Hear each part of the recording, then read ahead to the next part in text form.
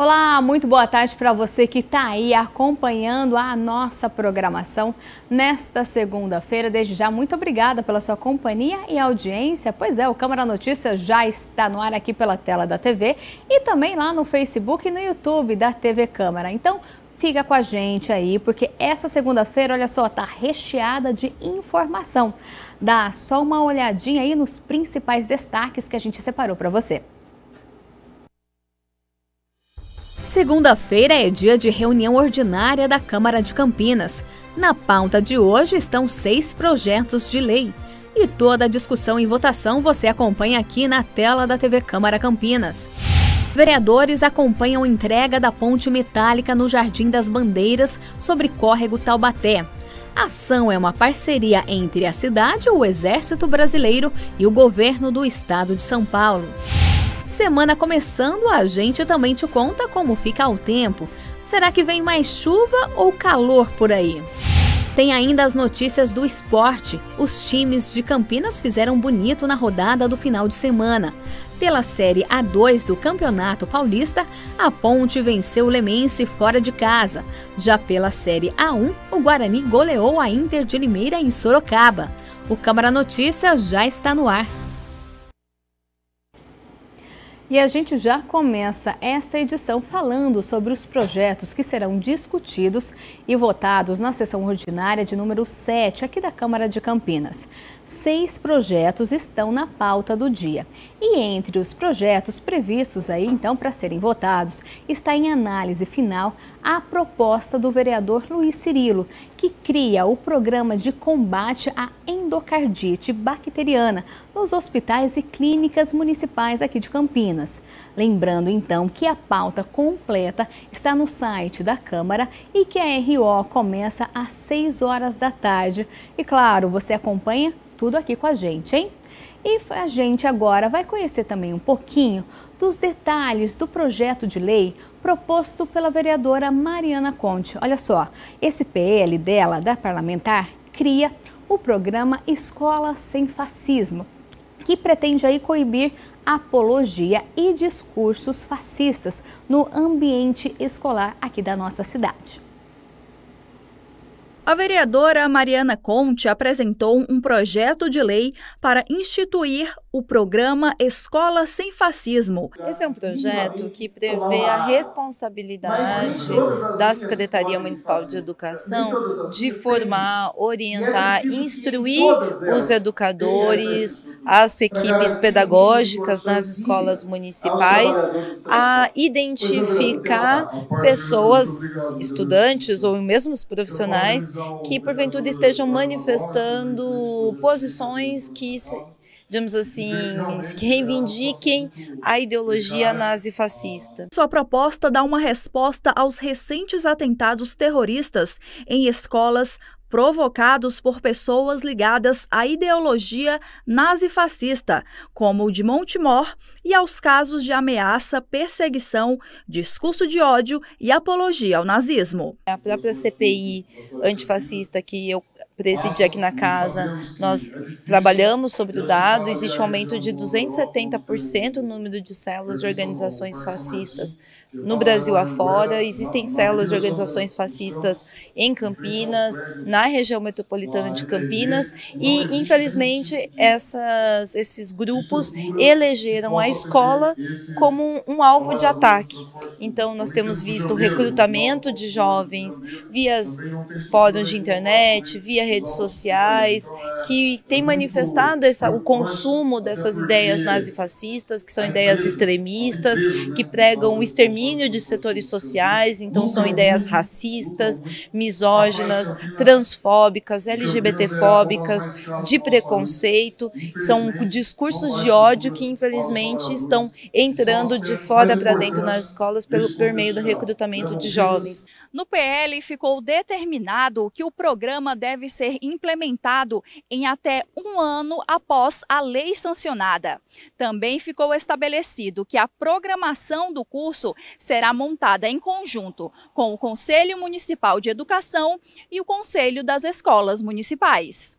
A gente viu a situação de Montemor, que é uma situação gravíssima, mas a gente já tinha visto Suzano, tínhamos visto em outros lugares. Então é importante que a escola esteja preparada para que os profissionais identifiquem e tenham, é necessário que se elabore via secretaria, via Polícia Civil, como proceder nesse caso, né? Qual é o procedimento que deve ser feito, até para que isso colabore para as investigações da área de inteligência da Polícia Civil, para identificar esses grupos organizados, né? Na verdade, a gente tem visto a proliferação desses grupos organizados.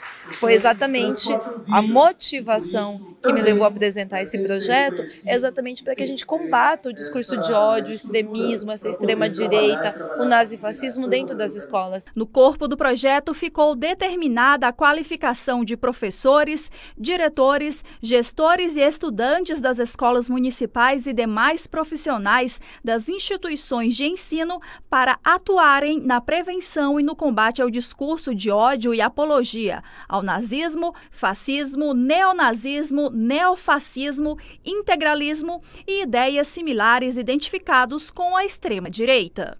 A extrema-direita tem pautado projetos que ou militarizam as escolas ou impedem um pensamento crítico por meio da perseguição dos professores e dos trabalhadores, dos educadores. Eu entendo que a resposta que precisa ser dada a isso é ampliando, fortalecendo, instruindo os profissionais e a gente construindo processos pedagógicos para que a nossa juventude não seja recrutada por grupos que pregam a violência e que têm feito os ataques, tal como aconteceu em Montemor.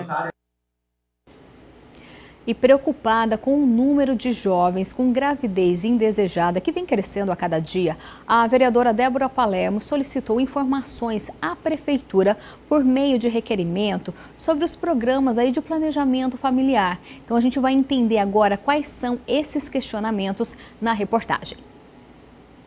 A vereadora Débora Palermo protocolou um requerimento de informações à Prefeitura questionando o cumprimento de 3 leis municipais em vigor que determinam ações de planejamento familiar. A parlamentar quer um detalhamento a respeito de como estas regras determinadas pela legislação estão sendo executadas ou se estão sendo ignoradas pelo Executivo. Há poucos dias atrás, nós discutimos aqui nessa casa a questão da Frente Parlamentar contra a Descriminalização do Aborto.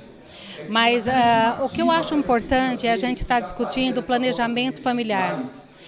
Porque muitos abortos seriam evitados se a gente tivesse políticas públicas de planejamento familiar efetivas na cidade.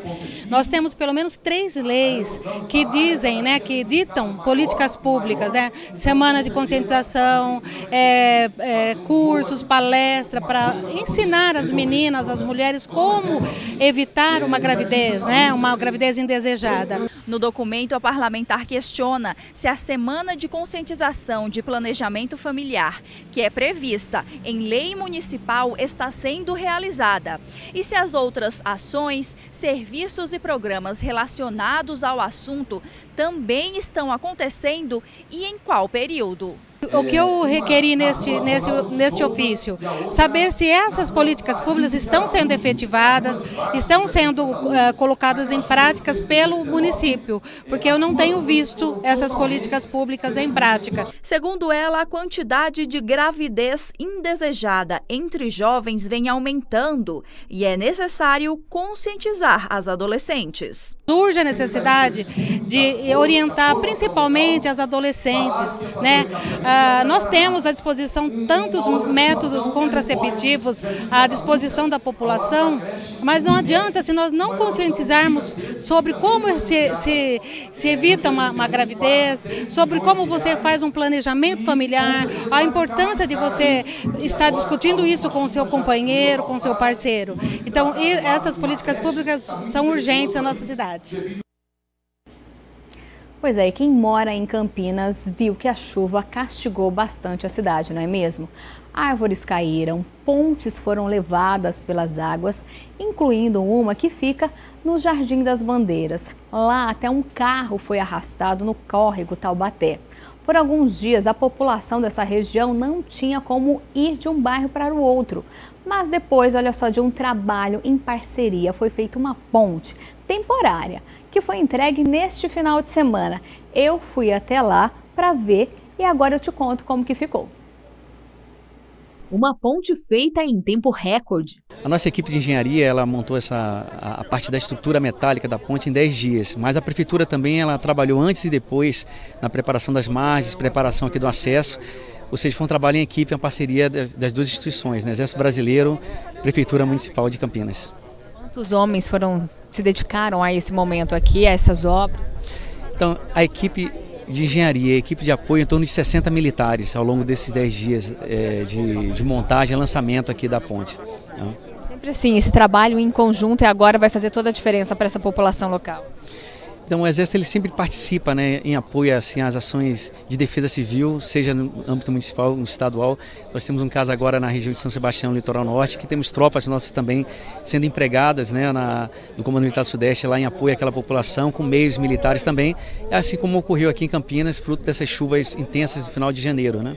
Então a brigada está participando com o Batalhão de Engenharia de Pindamonhangaba nesse apoio à comunidade local aqui de Campinas. A ponte metálica instalada sobre o córrego Taubaté tem 40 metros de comprimento e 7 metros de largura e vai possibilitar o trânsito tanto de pedestre como de veículos. A ausência dessa ponte complica muito a vida das pessoas, principalmente que moram do outro lado e que usam toda a estrutura aqui do bairro. Então é muito complicado do ponto de vista da vida do dia a dia das pessoas. E essa ponte emergencial, para nós, foi fundamental. A ponte emergencial vai beneficiar cerca de 20 mil pessoas na região do bairro Jardim das Bandeiras, além de facilitar o acesso a serviços essenciais, como saúde e educação. Dona Virgínia conta que sem a ponte era necessário recorrer a um caminho alternativo de mais de 5 quilômetros. E a gente tem que acessar aquela estradinha de terra e ir até o Icaraí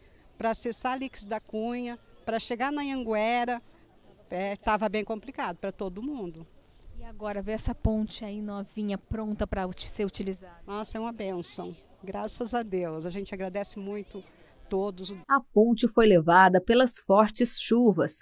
Sem ter como passar de um lado para o outro, a população estava improvisando, atravessando a pé dentro do córrego. O trabalho feito em parceria entre Executivo, Exército Brasileiro e Governo do Estado trouxe de volta a passagem para os moradores que marcaram presença na inauguração, assim como o Legislativo da cidade, que acompanhou o processo de construção desde o início. O presidente da Câmara, o vereador Luiz Rossini, fez questão de ressaltar a união dos poderes em prol da população. Primeiro, é importante destacar o espírito de unidade, né? Governo federal, estadual, municipal, tentando socorrer os municípios, e no caso de Campinas, afetados pela chuva. Essa ponte, quando ela caiu, que foi levada pelas águas, né? Ela causou um problema sério para os moradores, que é a principal via de acesso, de ligação dos bairros. E o Exército Brasileiro, numa velocidade impressionante, praticamente uma semana, conseguiu trazer essa ponte que foi montada aqui com apoio, com todo o suporte dado pela Prefeitura através da Secretaria de Serviços Públicos, né? Mas foi muito rápido.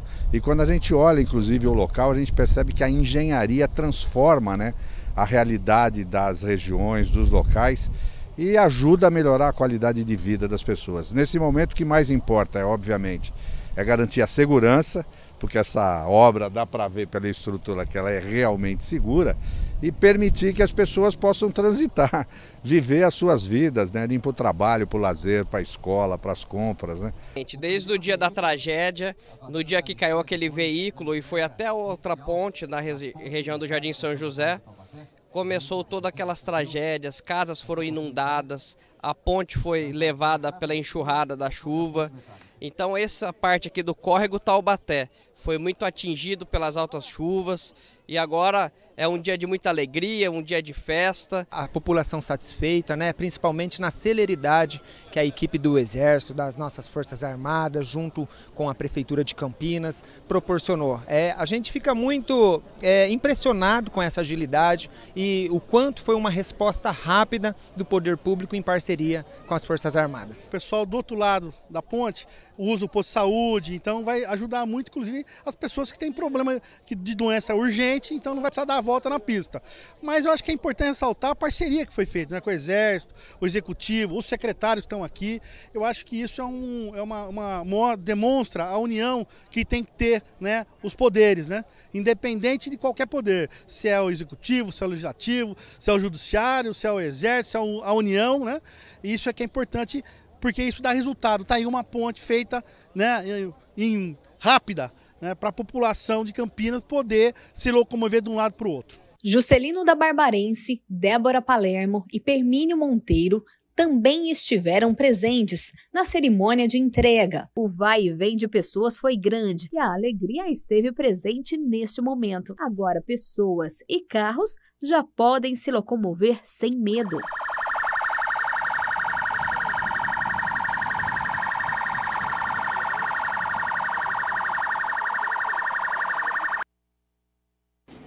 Uma alegria, né? E olha só, solidariedade, amor ao próximo, assim também foi marcada a manhã de sábado. Isso porque dezenas de pessoas foram até o Hemocentro do Hospital Mário Gatti doar sangue. Um mutirão lindo de se ver que, claro, foi acompanhado pelo Legislativo. A espera mais agradável. Cheguei aqui 8 da manhã. Tá aqui esperando só para doar sangue? Sim. Essa espera não tem problema? Não. Porque salvar a vida é a coisa mais importante, de você poder ajudar pessoas que hoje estão sofrendo. E a gente está aqui para doar, para ajudar outras vidas. É isso mesmo, Juscelene. Afinal, cada um que está aqui hoje pode salvar até 4 vidas. Campinas, pelo tamanho que é, além de dar conta de Campinas, tem as pessoas ao redor de Campinas que vêm para cá. Então o Hemocentro é responsável para abarcar, sustentar todos os hospitais com o sangue. Então é sempre bem-vindo, toda doação nunca é demais. Sempre está no ritmo. Às vezes tem hora que falta, está numa situação de crise. Agora está numa situação relativamente estável, mas sempre precisa de sangue, não tem como não precisar. E todo tipo de sangue também é bem-vindo. Sabendo disso, mais de 100 pessoas que fazem parte do Grupo da Saúde, coordenado pelo Veluziano, tiraram a manhã de sábado para ajudar o próximo. Porque nós temos pessoas que têm uma empatia muito grande pelo próximo, né? Então, reunir essas mais de 120 pessoas não foi tão difícil assim. Sem falar que a importância de doação de sangue no mês de fevereiro. E toda essa dedicação foi acompanhada e incentivada pelo Legislativo. O vereador Fernando Mendes esteve presente no Hemocentro do Hospital Mário Gatti durante toda a manhã, que ficou marcada pela solidariedade. Eu chamo esse tipo de trabalho de uma ação de solidariedade compartilhada, porque nós temos pessoas que se dispõem numa manhã como essa, para fazer essa doação de sangue, que é muito importante. E temos também os profissionais que fazem esse mutirão para poder dar esse atendimento. Normalmente, o Hemocentro ele consegue aqui atender 60 pessoas. Para atender o dobro disso, precisa de um mutirão, precisa das pessoas estarem dispostas para isso. E nós vemos essa ação compartilhada de amor ao próximo. Agora, é importante frisar que nós estamos vivendo um pós-folia, um pós-festas, que normalmente impõe alguns números para a sociedade. Tem os números que são favoráveis, que são aqueles que conseguem se divertir do começo ao fim, e tem os números que são desfavoráveis, são aqueles que sofrem acidente, são aqueles que a folia começa numa danceteria, num clube, na avenida e termina na UTI, termina no hospital. Esses precisam que alguém estenda o braço para poder doar sangue, levando em conta que os números dizem que na época de festas cai a doação de uma forma muito acentuada, mas também cresce a demanda também de uma forma muito acentuada. Por conta disso, esse grupo da saúde da Universal, ele tem feito, por exemplo, hoje é um dia que eles estão em muitas cidades fazendo exatamente o que está acontecendo aqui. São pessoas que gostam de pessoas, são pessoas que se importam por pessoas, então eu vejo que para o bom andamento da saúde, do serviço de saúde em uma cidade, o banco de sangue tem que estar abastecido. No meio do vai e vem de funcionários e voluntários, lá estava ela, Dona Zoraide, que aguardava ansiosa ser chamada. Isso porque esta é a primeira vez que vai doar sangue. Expectativa aí de saber como é doar sangue? Isso mesmo. Tá com medo da picadinha ou não? Não tive medo, não. O que importa é ajudar as pessoas. Ajudar as pessoas, dar vida para as pessoas, né, que tá precisando, né? O banco de saúde, a doação de sangue está precisando, então a gente tem que dar a vida, né? Ter amor ao próximo. Na sala de doação, o mesmo sentimento. Máquinas ligadas o tempo todo. E a cada instante, mais e mais bolsas de sangues, cheias também com amor. Na verdade, é um evento simultâneo. Está acontecendo em Sumaré, Amparo, Bragança, está acontecendo na Unicamp agora. Quer dizer, são 15 cidades, pelo menos, que nós estamos realizando esse evento de forma simultânea. Que é o trabalho do grupo? Conta um pouquinho pra gente. Hoje vocês estão aqui doando sangue, mas não é só esse trabalho que vocês realizam, né? Não, na verdade, o nosso trabalho, o carro-chefe, é a capelania. Nós sempre pegamos visitas das pessoas e entramos nos hospitais para estar orando pelas pessoas, né, que estão enfermas. Fora isso, nós temos também ação social de levar cestas básicas, de realizar tratamentos, colocar disponível da população médicos como os psicanalistas, psicólogos, terapeutas, massoterapeuta, os profissionais que são do grupo da saúde e que se colocam também à disposição. É uma das demandas que nós recebemos no nosso gabinete, são quando tem um grande acidente, a pessoa que precisa receber doação de sangue, ela automaticamente busca quem ela conhece para também buscar doadores. Normalmente nós recebemos, então é muito importante acompanhar e fazer com que essas pessoas se sintam, não digo homenageadas, mas reconhecidas pelo esforço, pelo trabalho e pelo amor ao próximo. E você quer doar também? Então faz o seguinte, anota aí as informações. O Hemocentro do Mário Gatti fica na Avenida Prefeito Faria Lima, número 340, no Parque Itália. E funciona de segunda a sábado, das 7h30 da manhã até as 3 horas da tarde. E a gente vai mudar um pouquinho de assunto, mas ainda continuar falando sobre o final de semana, viu? Que foi marcado, olha só, por muitos gols.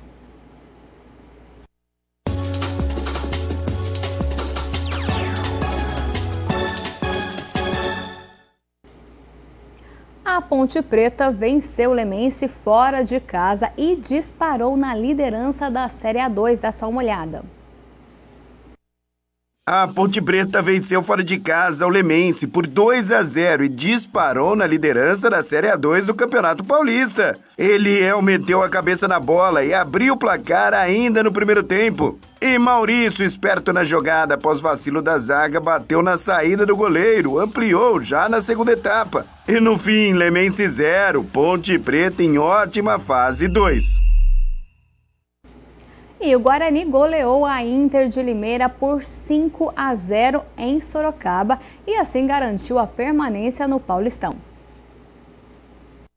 O Guarani não tomou conhecimento e atropelou a Inter de Limeira em jogo realizado em Sorocaba. Bruno José faz jogada pela direita, rola para trás, Jênison faz um quarta-luz, deixa a bola passar e Richard Rios mete a bola na rede. Olha a festa da torcida bugrina. Ainda no primeiro tempo, Bruninho fica cara a cara com o goleiro, bate de canhota e estufa a rede, 2-0. Bruno José é derrubado na grande área, isso já no segundo tempo. E aí, o que é? Pênalti, né, amigo? Neilton faz o terceiro do Bugrão, festa da torcida do Guarani. E essa tabela Neilton e Jamerson, coisa linda, hein? Jamerson bate cruzado e faz o quarto do Bugre. E tinha tempo para mais um do Guarani. Bruno José em alta velocidade puxa o contra-ataque e fecha a goleada. 5-0 Guarani, permanência no Paulistão assegurada. E do esporte, agora a gente vai para a previsão do tempo. Bora saber como fica o tempo para amanhã?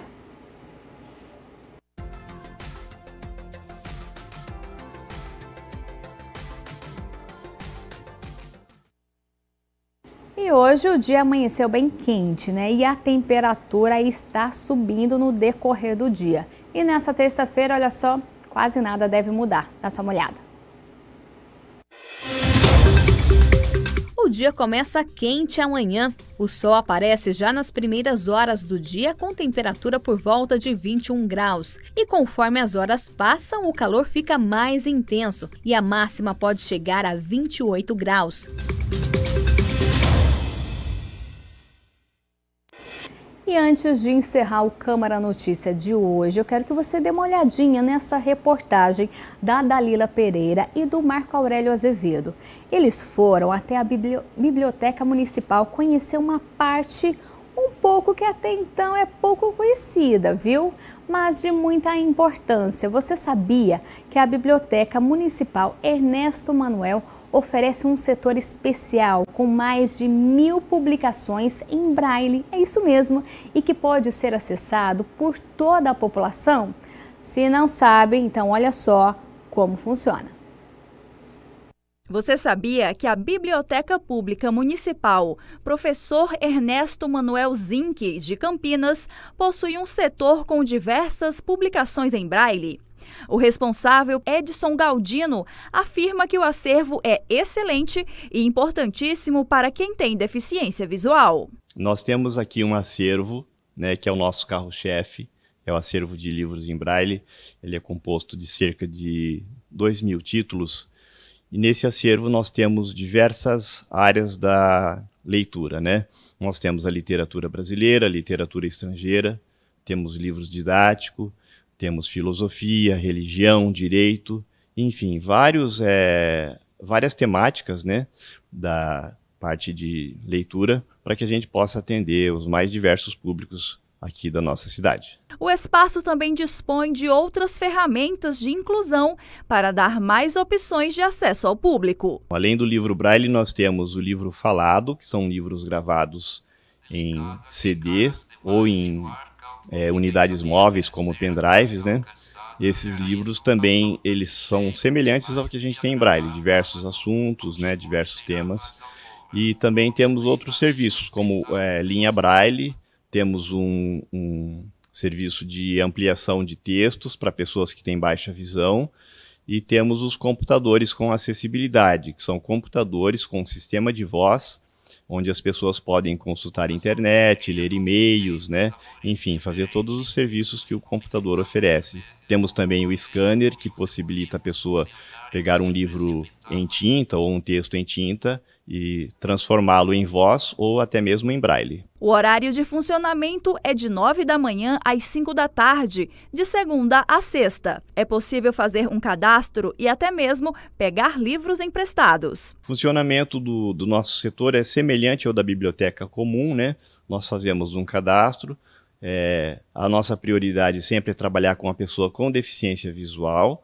E feito esse cadastro, a pessoa pode tanto usufruir do material aqui no setor, como emprestar e levar para ler em casa, né? Tanto o livro braille quanto o livro em áudio, ele pode ser emprestado, e aí a gente dá um prazo de acordo com a velocidade de leitura da pessoa, né?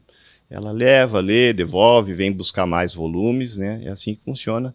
Mesmo horário de funcionamento da biblioteca, a gente está aqui todos os dias para atender o nosso leitor. Um equipamento super importante que a biblioteca dispõe é uma impressora para textos em braille, que presta um serviço gratuito para a população. Nós temos a impressora braille, que permite que a gente possa traduzir algumas obras do sistema comum, ou seja, do sistema de livros em tinta, para o livro braille, né? A gente pega um livro que já está digitalizado, coloca em um editor de textos específico para o braille, e aí esse livro é impresso, e aí a gente faz a encadernação, ele fica como os livros que são produzidos em São Paulo, né?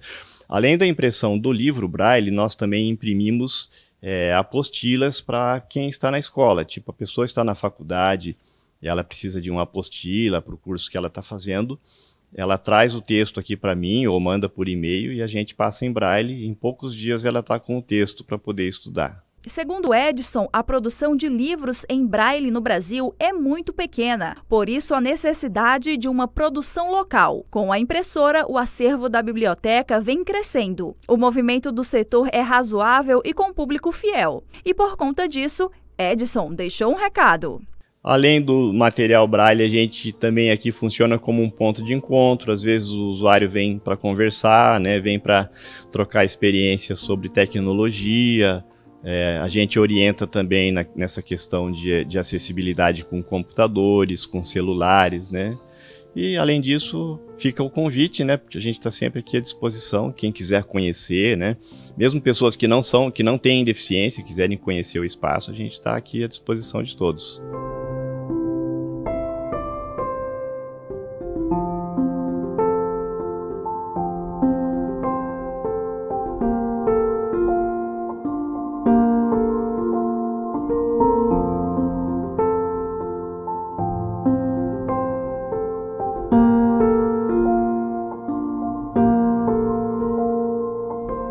O ave cheirava abandono, ao timor cheirava a salmoura, o bloqueio a lixo esquentado pelo sol, mas percentual não tinha cheiro. E o Câmara Notícia de hoje fica por aqui, mas olha só, daqui a pouco a gente já volta com a nossa programação ao vivo. Às 2h da tarde acontece mais uma reunião da Comissão Parlamentar de Inquérito que apura suposta cobrança de vantagens indevidas para a manutenção na contratação de contratos de empresas terceirizadas aqui pelo Legislativo. E às 6h começa a 7ª reunião ordinária. E o resumo de tudo a gente, claro, te conta amanhã aqui no Câmara Notícia. Então, olha só, uma boa tarde para você. Nada de mudar de canal. Continue aqui acompanhando tudo e a gente se vê ao longo da programação.